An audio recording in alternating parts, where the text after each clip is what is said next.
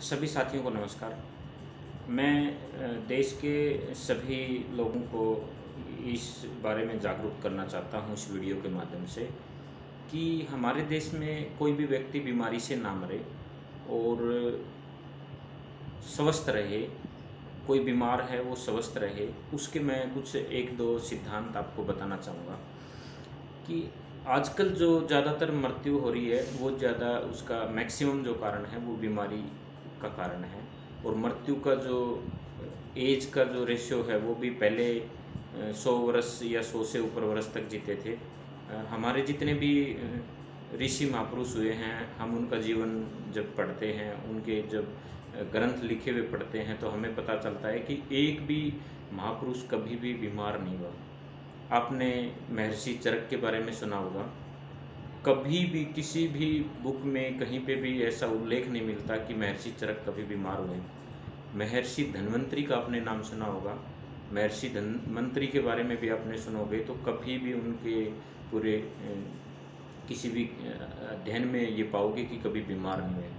और ऐसे ही महर्षि चरक के शिष्य हुए हैं महर्षि भागवत, वो भी कभी भी बीमार नहीं पड़े और वो 135 वर्ष तक उनका जीवन काल रहा। तो ये सारे के सारे हमारे पूर्वज रहे हैं। ये भूतकाल की बात है। अगर हम वर्तमान काल की बात करें तो वर्तमान में भी स्वामी रामदेव जी हैं, जो कि आपने सुना होगा कि आज तक कभी भी बीमार नहीं पड़े हैं। और कई तो टीवी चैनल वाले ये इसी इंतज़ार में रहते हैं कि स्वामी रामदेव जी कभी बीमार पड़े हैं, और मीडिया वाले यही चाहते हैं कि भाई हम पहले पृष्ठ पे और उनकी ब्रेकिंग न्यूज़ में हम ये चीज़ दिखाएं। और जब आप उनसे ये पूछोगे कि भाई आप ऐसा क्यों चाहते हो कि स्वामी रामदेव जी बीमार पड़े हैं और आप उनको ब्रेकिंग न्यूज़ बनाओ, तो वो कहते हैं जी हमें अच्छा लगता है।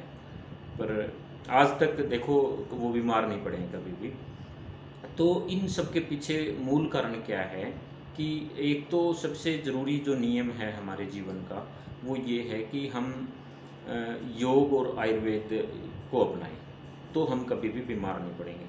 योग एक ऐसी विधा है, एक ऐसी जीवन की दिनचर्या है, जीवन शैली है, अगर उसको हम अपने जीवन में शुरू कर लेंगे तो हम कभी भी बीमार नहीं पड़ेंगे।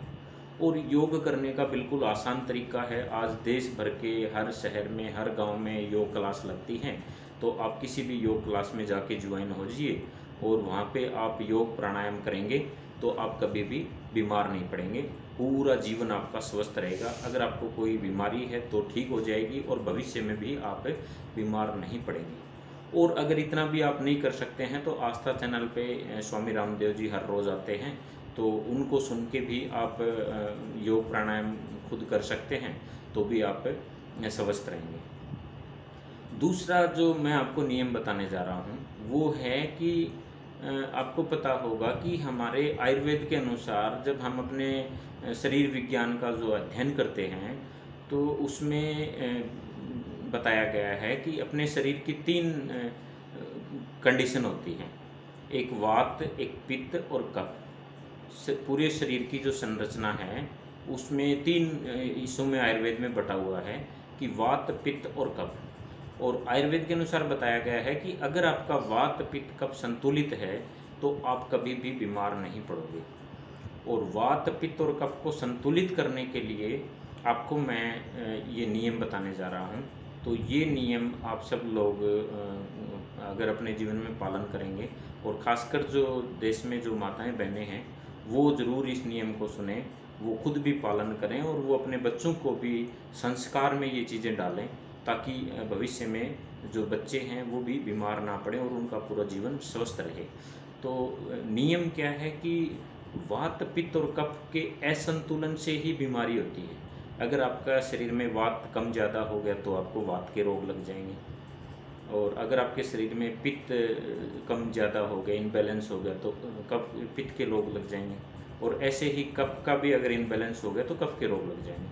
वात, पित्त, कफ को मिला के, तीनों को मिला के 100 से ज़्यादा बीमारियां अपने शरीर में हो जाती है।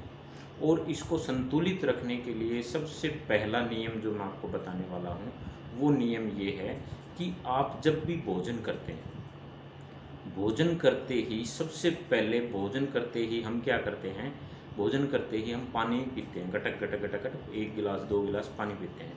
तो आपको एक नियम अपने संस्कार में लेके आना है कि कभी भी भोजन करने के तुरंत बाद आपको पानी नहीं पीना है। कम से कम 1.5 से 2 घंटा बाद आपको पानी पीना है। अब ये मैं क्यों बता रहा हूँ? ये महर्षि भागवत जी का जो अष्टांग हृदयम हम लोग पढ़ेंगे तो उसमें बताया गया है, सबसे पहला सूत्र ये बताया गया है कि भोजनांते विषमवारी, भोजन के अंत में जो पानी है वो विष के समान बताया गया है। तो वो इसलिए कि जैसे ही हम भोजन करते हैं तो हमारे इस पेट में एक हिस्सा होता है, एक भाग होता है जिसको हम बोलते हैं जठर। जठर जिसमें अग्नि प्रज्वलित होती है। जैसे ही हम भोजन का पहला टूक खाते हैं, शरीर के अंदर जाता है, तुरंत जठर अग्नि प्रज्वलित हो जाती है। मतलब जठर के अंदर उस भोजन से अग्नि प्रज्वलित होती है, जिसको हम बोलते हैं डाइजेशन सिस्टम, पाचन क्रिया। तो वो शुरू हो जाती है। और जैसे ही आप भोजन करते हो और भोजन के तुरंत बाद आप पानी पियोगे तो होगा क्या कि वो जठर अग्नि जो प्रज्वलित होती है, वो प्रज्वलित होने की बजाय, वो पचने की बजाय अपना भोजन वो गलेगा, वो सड़ेगा। और गलना सड़ना शुरू होगा तो उससे फिर क्या होगा, गैस बनेगी। गैस गैस का मतलब वात रोग हमारे शरीर में आ जाएगा। और वात रोग आएगा तो वात से होने वाली सैकड़ों बीमारियां हमारे शरीर में आ जाएंगी। सबसे पहली जो बीमारी है वो गैस हो जाएगी, उसके बाद एसिडिटी, फिर तेजाब, फिर शरीर के पेट के बहुत सारे रोग आ जाएंगे।